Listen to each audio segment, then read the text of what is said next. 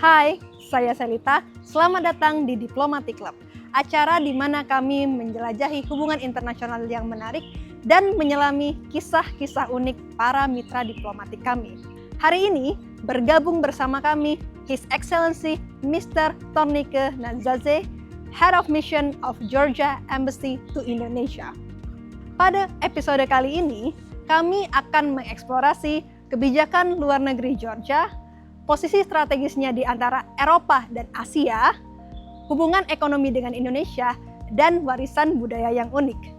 Jadi, tunggu apa lagi? Mari kita temui Mr. Nadzaze. Good afternoon. Good afternoon, Excellency. Welcome to the Embassy of Georgia. We highly appreciate your warm welcome. Thank you for coming. Please.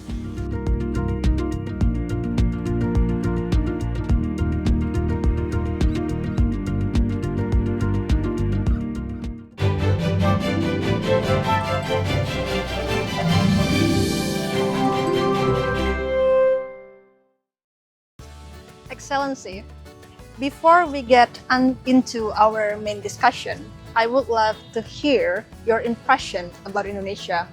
What do you love the most of being here? Well, first of all, let me say that this is my first time in the region in general. So I was really looking forward to come to Indonesia and work for the Georgian Embassy. Indonesia is a very diverse country. Vast country, geographically, ethnically, linguistically.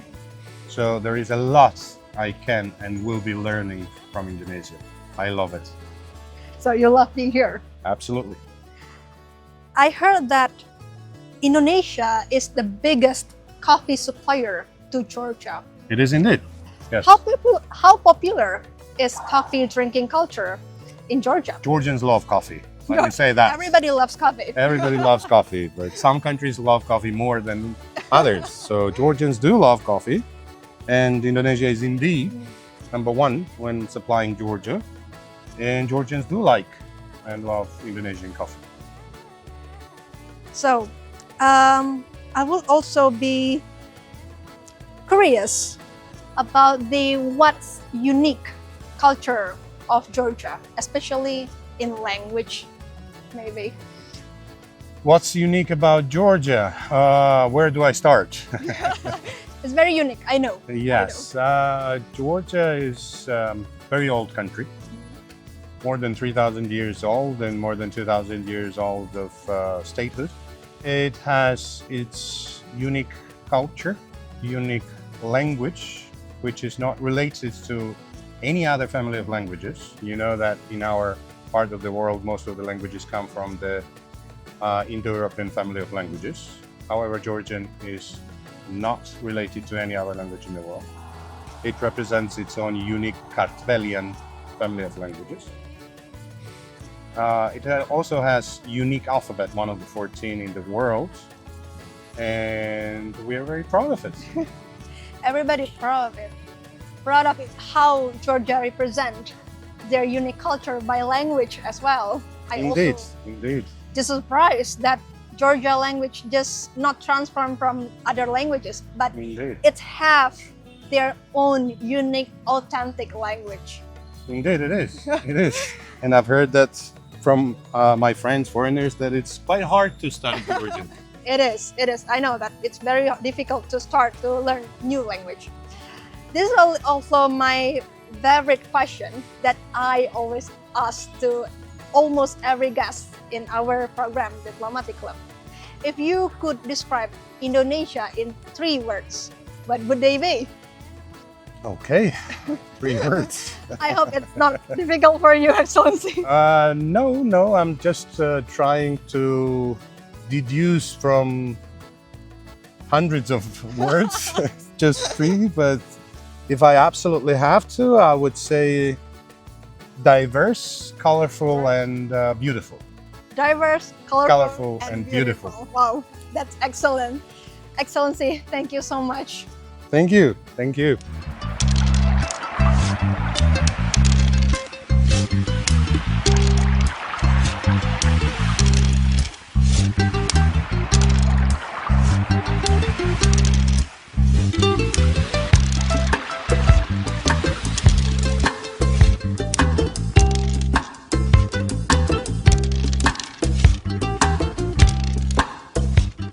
edition of Diplomatic Club is brought to you from elegant and cozy setting of Artotel Casa Kuningan.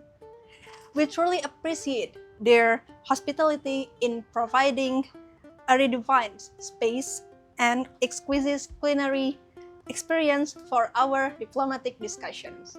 Excellency, since now we are comfortable, let's explore the key issues that we are here to discuss. Gladly. Georgia has expressed strong aspirations to join the European Union and NATO, while at the same time maintaining economic ties with Russia. How does Georgia plan to navigate this different alliance while ensuring national security and economic stability? Very good question. First of all, let me start by stating that Georgia has expressed its European and Euro-Atlantic integration for a while now. Georgia has successfully negotiated association agreement with the European Union and signed this. Georgia enjoys deep, free and comprehensive free trade agreement with the European Union. We have successfully negotiated and implemented and have enforced already visa-free movement with the European Union. Let me also state that Georgia has its Euro-Atlantic aspirations in the Georgian constitution. At the moment, Georgia is a candidate country for the European Union. So we are strongly committed to continue this path and to achieve return of Georgia to its rightful place among the family of the European nations. You are absolutely correct. It is a very complex situation, especially in our region right now, considering the ongoing conflicts all around the Eastern European region and in the Middle East.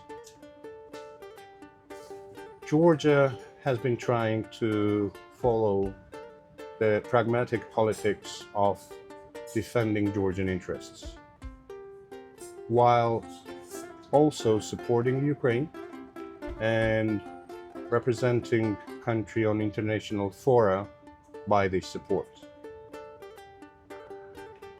Navigation in this complex political situation is very difficult, but I think it is absolutely necessary to protect national interests of Georgia, and I think that's exactly what we're doing at the moment. Yeah. So you mentioned about to protect Georgia national interests first. It's yes, you know that for international relation is a bit realistic, but so that's the facts. That's real. I would like to ask also about the war in Ukraine. How has this war in Ukraine influenced Georgia's approach to foreign policy and regional security? I think this war in Ukraine influenced not only Georgia, not only neighboring countries, not only European continent, but the whole world. I think the strive for peace is there. I think the most important thing is to end the war.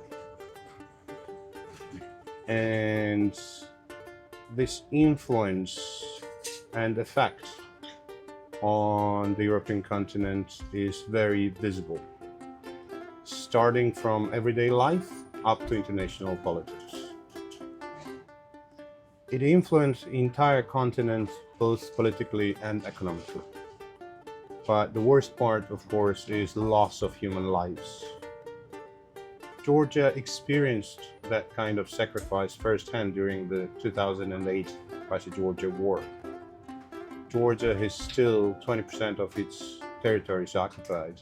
However, we pledged to resolve those conflicts only in peaceful means, and we will pursue that promise and that cause to resolve those issues. Yeah. So you stated that Georgia is highly support to solve this conflict, but in peacefully. Especially on international fora, Georgia has joined each and every UN or any other international organization resolution supporting Ukraine. Georgia was for a long time #1 humanitarian supporter for Ukraine. But also we need to consider that Georgia is neither under EU security umbrella nor under NATO at the moment. Hence, following the pragmatic politics is directly following the national interests of Georgia. Okay, that's really great. And I would like also to ask about the Georgia ranked 7th globally in ease of doing business, making it attractive a destination for foreign investment, especially. And about this, how does Georgian government attract foreign investor, and especially from the Asian country like Indonesia? Maybe you have kind of suggestion or maybe information about this, how Georgia could attract this economic wise. Again, it's a very complex question, but in order to go directly with specific formula, we need to overview the general environment. What makes environment in a country investment friendly? Georgia has attracted during last decades quite high amount of FDIs, but then the question remains, what is the reason? And I will be frank to state that that kind of attractive investment environment in Georgia is created by a set of legislations eliminating corruption, eliminating the bureaucratic barriers. Also, governments strive to support foreign investors, including financially, and also very specific geopolitical location of Georgia and geographical location of Georgia. As you know, Georgia is situated on a crossroad between Europe and Asia, and that natural location facilitates support for transportation, logistics, which creates additional incentive for companies to come Georgia to open up the businesses and work not only on Georgian market but also on regional markets. Hence, all this in complex sum creates very good investment-friendly environment in Georgia. I think Indonesian companies would be very interested in coming to the Georgian market, opening up the companies and trading with Georgia. From that regard, with local Kadi, we are intensifying cooperation between the chambers of commerce. We are planning to hold a business forum where businesses will sit down and under B2B format discuss directly their business interests. I think that would be the first step to start this mutually beneficial process. Since you mentioned about the bureaucracy, about the corruption level, about the government, I would like to ask about the how important for you and for the dollar governance, especially about the bureaucracy in the countries who wish to raise their economic needs, especially to attract the foreign investment.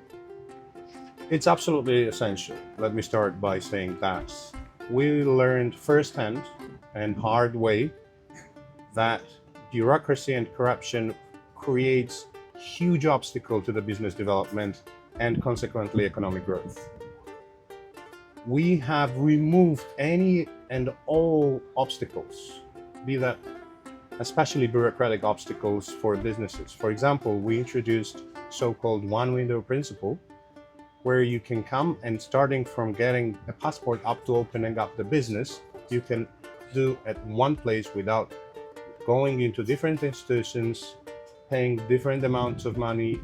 You can actually sit down at one place, at one computer, at one assistant, and then do all your business interactions, all your legal interactions at one place. They simplified the procedures a lot. which makes life easier not only for Georgian citizens but also for foreigners who come and do their business in Georgia. But to conclude, removing these artificial obstacles is absolutely essential for economic development of the country, any country. Yeah, I think we have the same thought about the how to, in my language, is war with the corruption, with the bureaucracy, because every country have their own rules, their own bureaucracy rules and the regulation, especially to war with the corruption.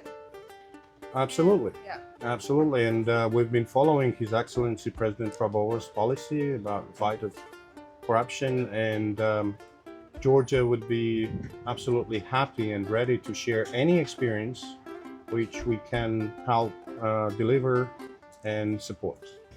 Excellency, let's turn and switch our topic into people to people. I would love to hear more about your opinion of people, because right now, as I can see that since I'm working in international relations area, non-state actor, especially people, individuals, is important to do kind of diplomacy, people-to-people diplomacy, and for the stuff.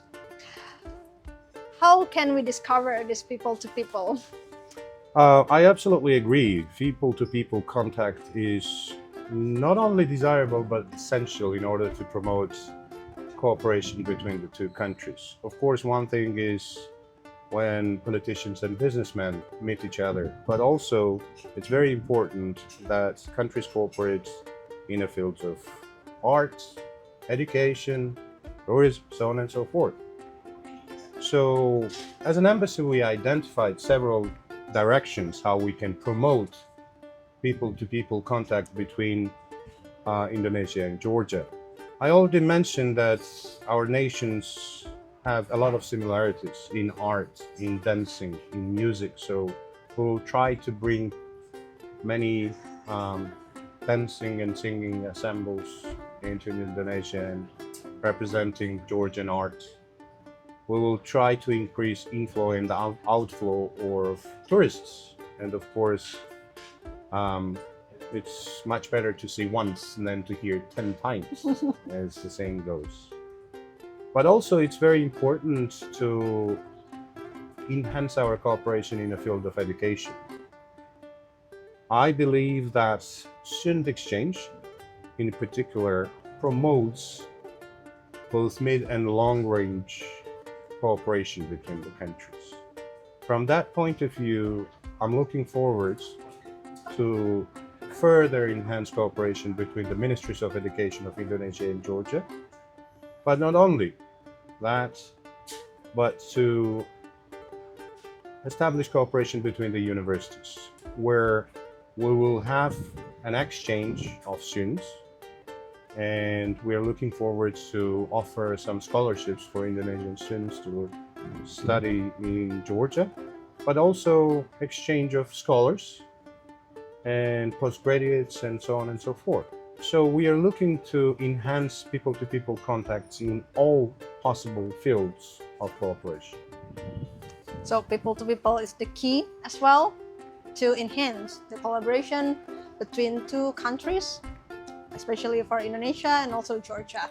Is there any possibilities as well for Indonesian students to get over kind of scholarship? It could be partial or it could be full scholarship for Indonesian students, and probably it could be start from the bachelor degree until the PhD degree. And what are your opinions about this? Well, first of all, let me say that Georgia is very popular student destination at the moment because of the many objective reasons, and we have very high-level universities where most of the programs are delivered and medium of language is English. On top of that, our diplomas are recognized all over the world, so that is of course beneficial. Georgia is offering a number of scholarships, and we are looking forward to signing the memorandum of cooperation between the Ministries of Education, where which will create a legal basis for Georgian universities to offer scholarships, be that partial, full scholarships for the Indonesian students. And probably, is there kind of as well, for example, that the official organization or something like institution from Georgia that open requirements? Terima kasih. Thank you, terima kasih Mbak. That open requirements for Indonesia, not only for the students, but for the teachers, because in fact that Indonesia we still have a little bit lower level of teaching education system here. So probably from this point of view, Georgian government can send some prospect teachers, good teachers to Georgia to learn more about education system there. We would love to. We would love to share our experience in any and every field we can with our Indonesian friends, including exchange of experience and our best practices.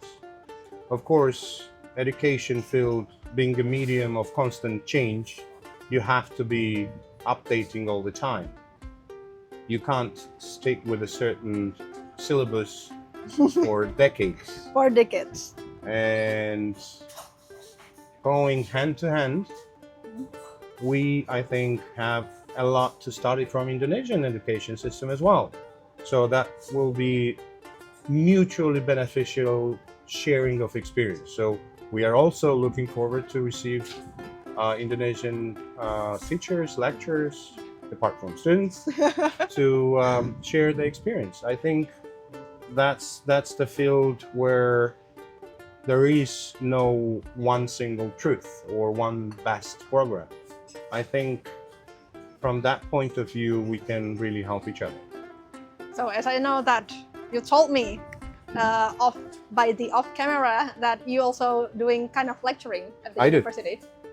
I deliver lectures in several Georgian universities, so that's kind of my second love of profession. So combining lecturing and also as a diplomat. Wow. Yes. How good are you? Excellency, please enjoy the food that's served here. Thank you very much. It looks very tasty, Yeah. especially the fried rice, which is my favorite food. Have you tried it before? Yes, of course, many Please, times, many please times, try. many times. Thank you very much. It's kerupuk, like chips. Yes, Maybe you can try with the spoon. You can help. and of course, the fried rice. Yeah. Compliments to the chef. What do you think? If you could make a point from 1 to 10, what will it be? I would say 11. 11. Yes. So more than 10. Exactly. Excellency, I hope this food isn't spicy for you. No, as I mentioned before, Georgians also like spices and spicy food. So I enjoy Indonesian food very much. It seems like we found another fan of Indonesian cuisine. Sobat Absolutely. Baca. Absolutely.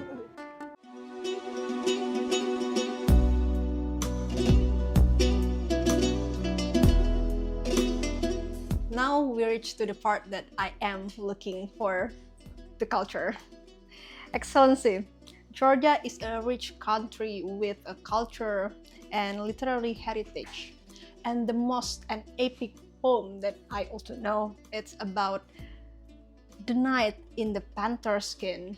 Could you please tell us more about this work and its role in shaping Georgian identity?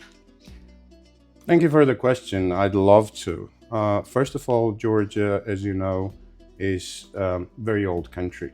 And throughout eons, Georgia has gathered wisdom not only in political culture, but also into arts and literature. And Knight in a Panther Skin is one of the masterpieces all Georgians are very proud of. It's a 13th century literature masterpiece, which is nowadays translated into more than 50 languages. It depicts partly the historical events and partly fictional events. So you couldn't really differentiate strictly, is it purely fictional or is it purely historical? It's a very creative mix which depicts the realities, not only in Georgia or the region by the 13th century, but in wider Eurasian continent. It's a masterpiece which, as I mentioned, every Georgian is very proud of.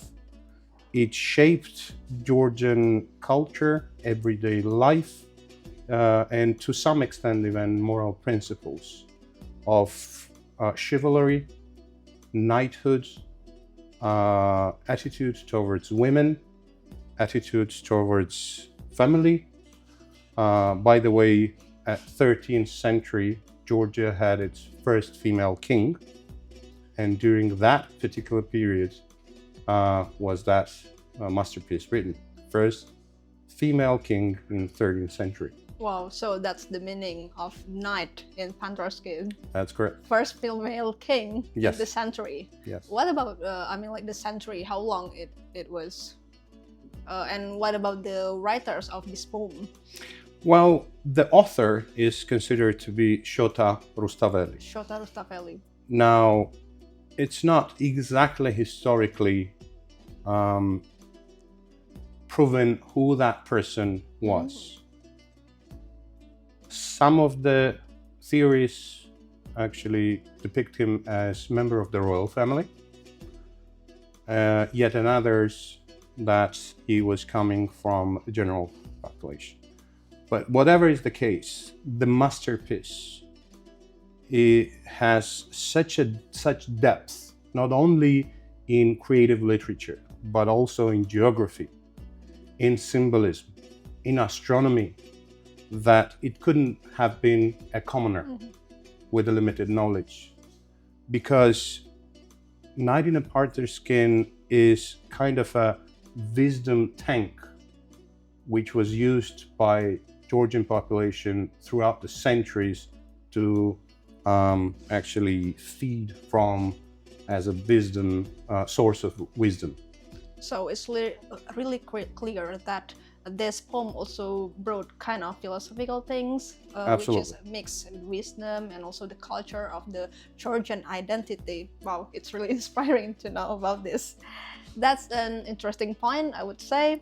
And I would like to explore maybe the other culture of Georgia, which is Georgia's Kvivery winemaking has been approved for inclusion into UNESCO's list of intangible cultural heritage. Probably you could share with us, with audience as well, about these essence preserved from this ancient Georgian winemaking method. I would love to. First of all, let me say that Georgians are the ones to be blamed for inventing wine. According to archaeologists, 8,000 years ago, Georgians started making cultural wine.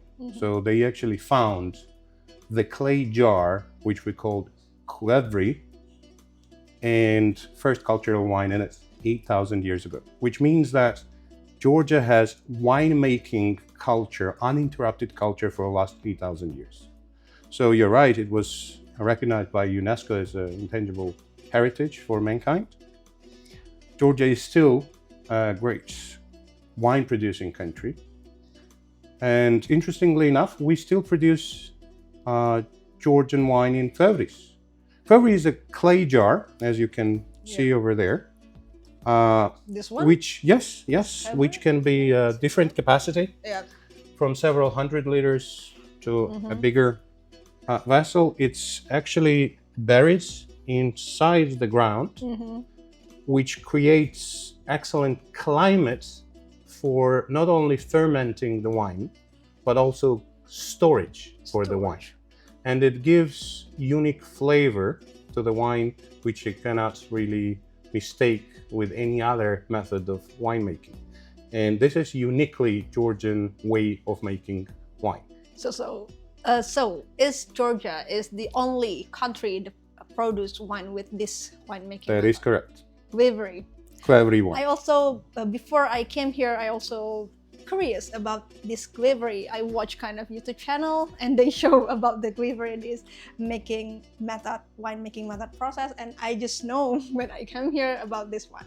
And also you have kind of this one. What about this one? Oh. What is this for and what is meant to be? While it's still connected to the wine, Yeah. this is called in Georgian anti.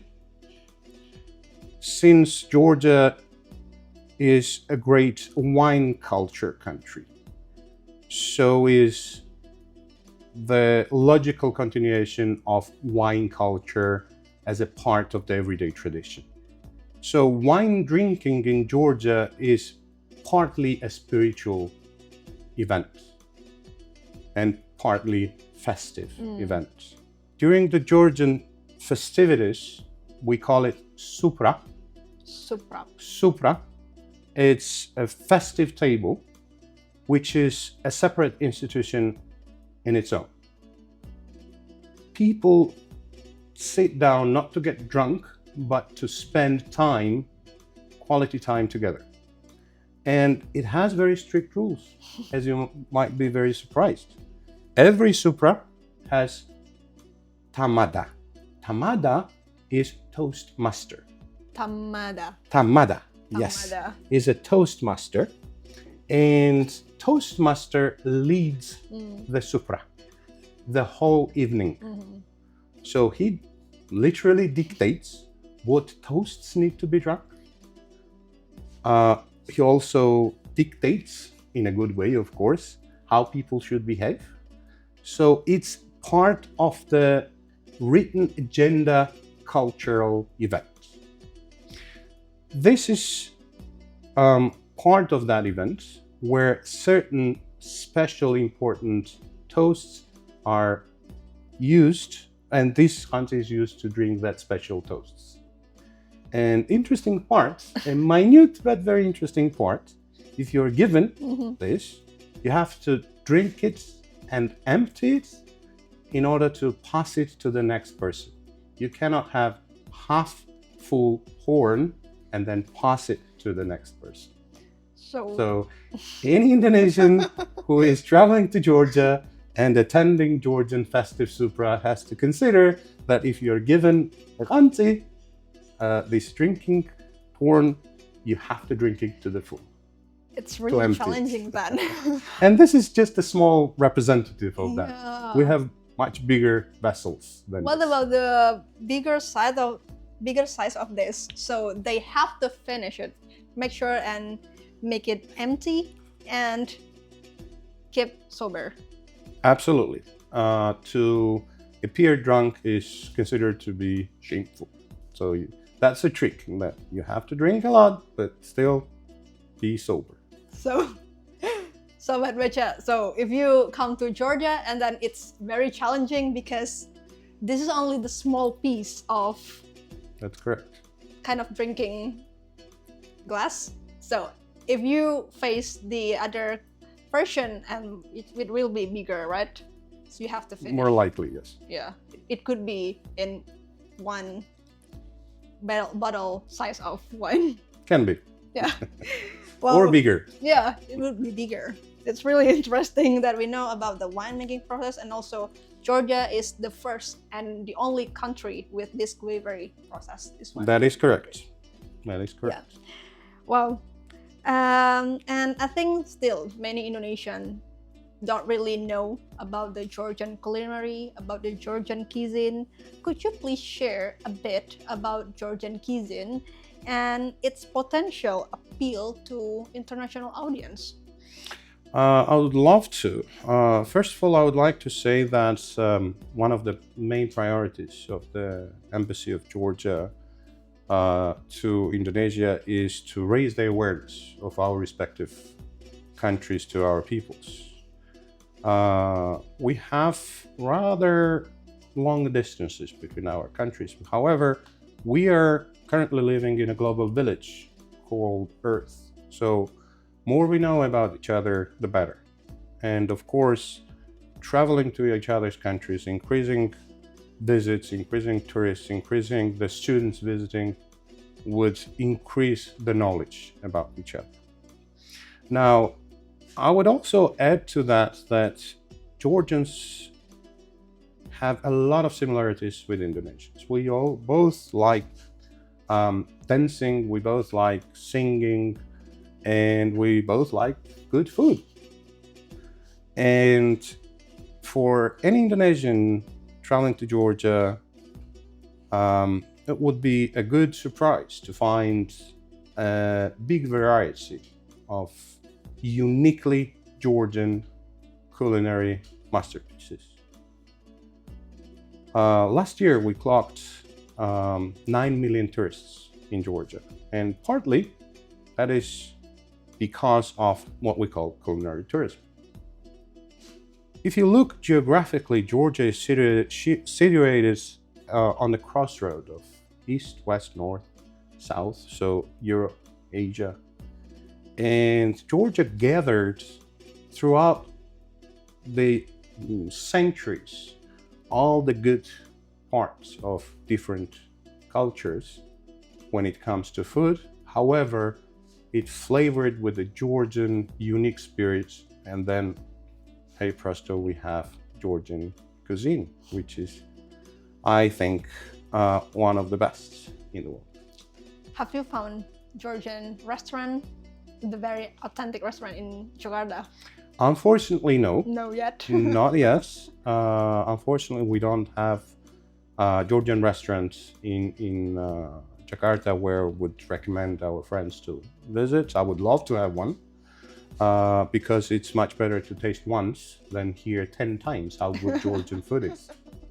Yeah, we have to introduce Georgian cuisine, especially for Indonesian. They maybe very rarely know about Georgian food, Georgian cuisine, Georgian tradition as well. Yes, and interestingly enough, also Georgians are using a lot of spices for the food, as Indonesians do, and we also like spicy food. Spicy food, yes. And as I said, we have so many similarities that it's a shame that we don't know about each other. Is it something like the same with the chili? The spicy came from in Georgia, the same? Well, we had different varieties, of course, but then as part of the global village, we adopted, as I said, many other cultures' foods, hence creating unique Georgian kitchen. Well, interesting. It's really clear that I can see as well that Georgia have kept their culture, culinary from old centuries, and it's similarly with Indonesia. That in fact that we also takes pride in cultural diplomacy using art, cuisine to strengthen our international relations. And how does Georgia promote its rich literary and artistic heritage on the global stage? Could there be opportunities in the future, for sure, for collaboration with Indonesia? Absolutely. It can be, and it should be, and it will be, I would say. We are doing our best to show the Georgian culture, the Georgian opportunities, including economic opportunities to develop, because there is a huge room for that. And we are using different methods. And of course, there is no better method than people-to-people contacts. Yeah. A couple of days ago, we have conducted a joint project with Georgian National Tourism Administration and Turkish Airlines. We took a group of people from Indonesia, consisting of tour agents, TV and bloggers, to Georgia for 1 week trip, and we took them everywhere in Georgia, well, tried to at least, so they can spread the words about Georgia. And we will do our best to actually bring Georgia to Indonesia and to bring Indonesia to Georgia. And from that point of view, of course, I would like to thank your TV for giving us this opportunity to introduce more and talk about more about Georgia. So this is one of the gateway to make Georgia to be known more to the world, and especially for Indonesian, right? Absolutely. I would assume. And Excellency, as we look to the future, could you please share with Indonesia audience about the potential collaboration between Georgia and Indonesia?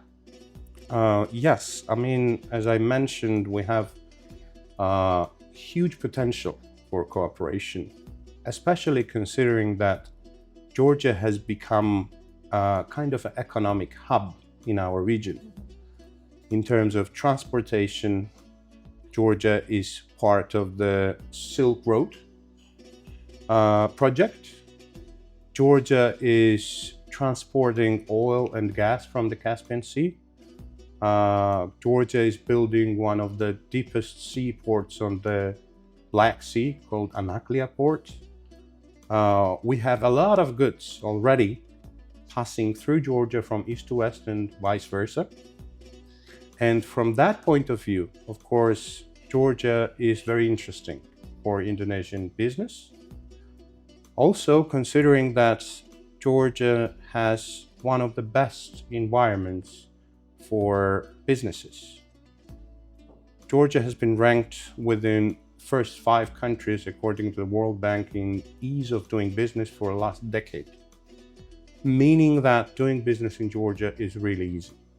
You have minimal obstacles from bureaucracy.